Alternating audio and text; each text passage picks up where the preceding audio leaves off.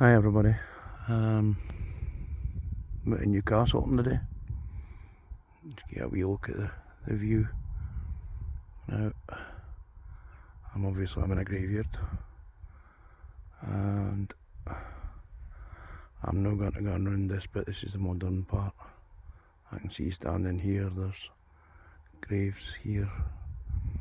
Annie Waugh Adamson died 31st October 2017, and there's two Armstrong stones there that I can see,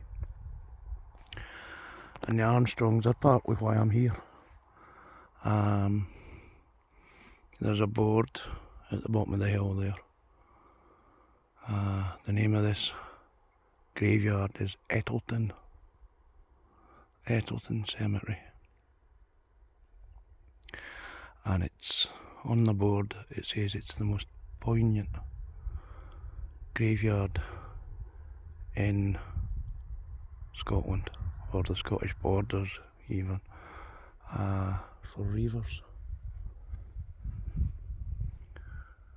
This graveyard is filled with reivers, Elliots, Armstrongs. There's many Armstrongs in here. So I'm going to take a quick wee walk around, try and make it a short one. In memory of Archibald Armstrong, who died at I can't make that out. Too much lichen on it. Ottrig, Croit, in 1867, aged 77 years.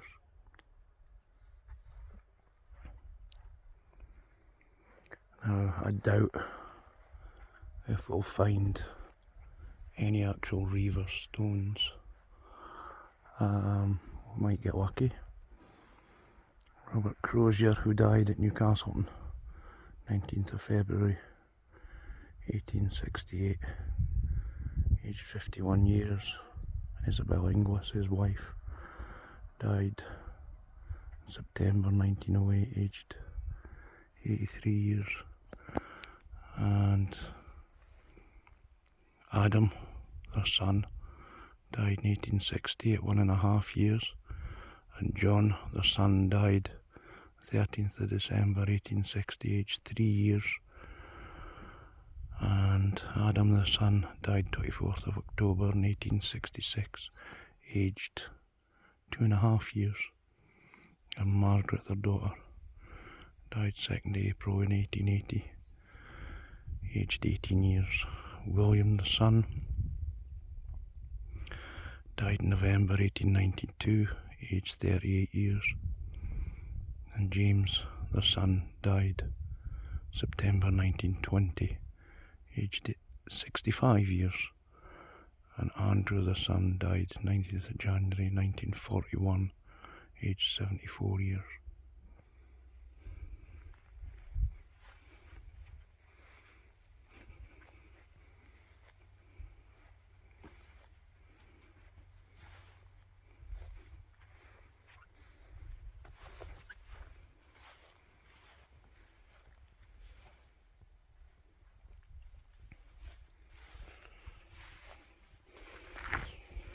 I thought it was maybe a buried stone, but it's not.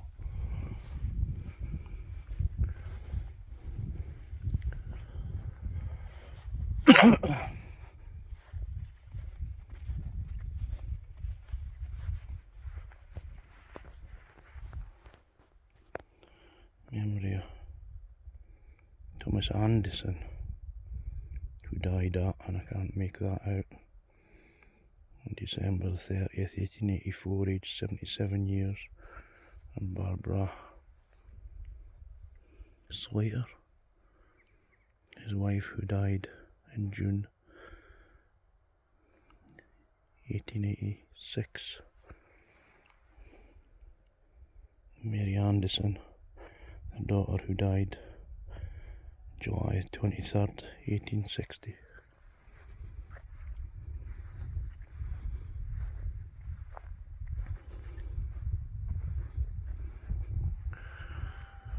In affectionate remembrance, this monument is erected by a numerous body of friends on both sides of the border as a tribute of their respect for one whose many straightforward and generous disposition gained him the love and esteem of all who knew him. MD Cooley.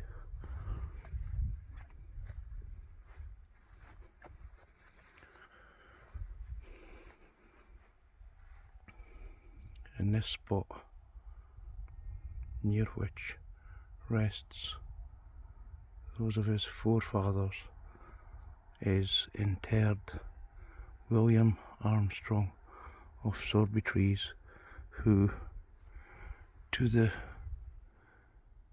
great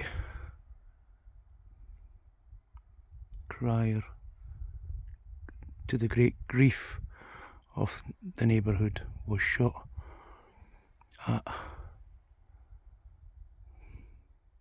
I don't know, I can't make that out, warning by the Reverend Seth Smith.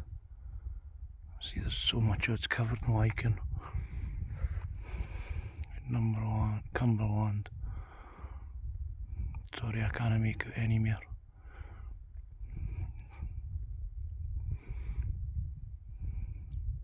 Died in 1851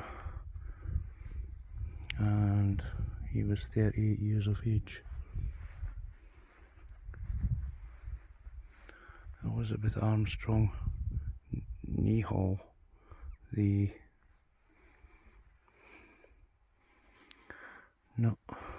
can't make it out. Can't make it out, sorry folks.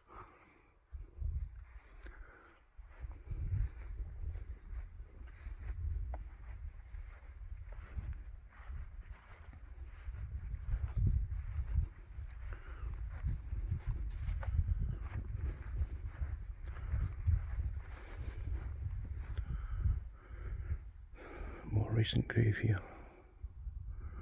In loving memory of James Scott Adamson, who died at Newcastleton in November 1945, aged 67 years. Also his wife, Christina Willico, who died February 1970, aged 82 years. Also their granddaughter, Elizabeth Elliot Wilson, who died in July 1985, aged 43 years.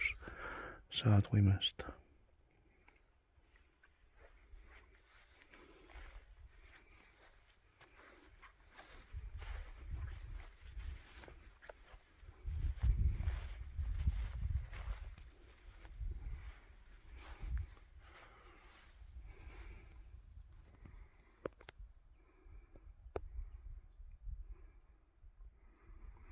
Here resteth John Black, who was for 50 years a minister of Jesus Christ. Included in Liddesdale, a man of genius and of God.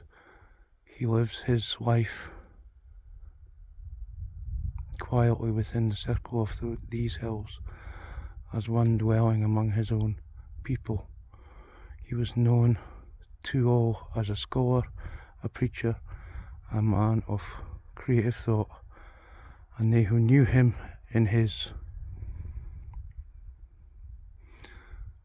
sensitiveness and sympathy, in his pity as a father, and in the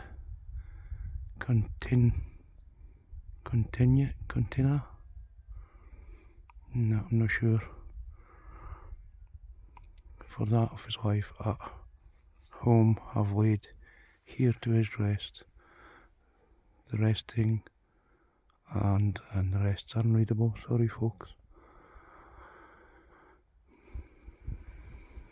Also John Black and Mary Black.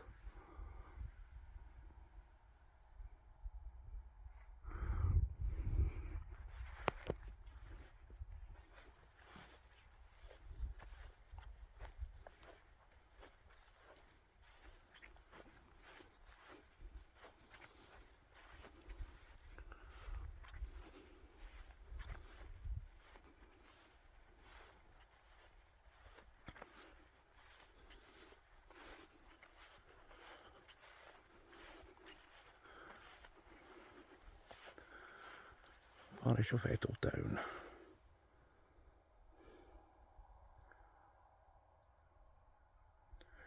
If you want to pause that and read it. So these stones have been placed here in tribute for the Armstrongs from the 14th century village, I suppose, of Ettleton. Ettleton, sorry.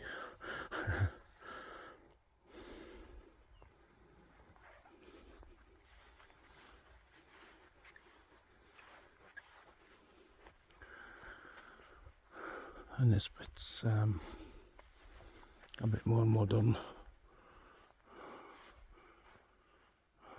Thomas Bell Adamson, grocer, who died at Newcastleton, 20th of November 1930, aged 56 years.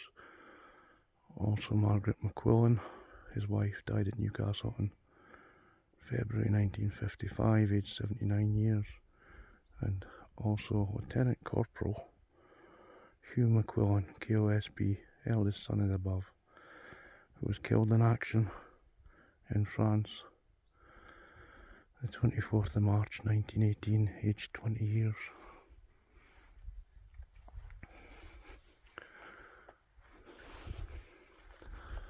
So there we have it, folks. I'm not gonna take a walk around the rest, although I would highly recommend a visit and a walk around.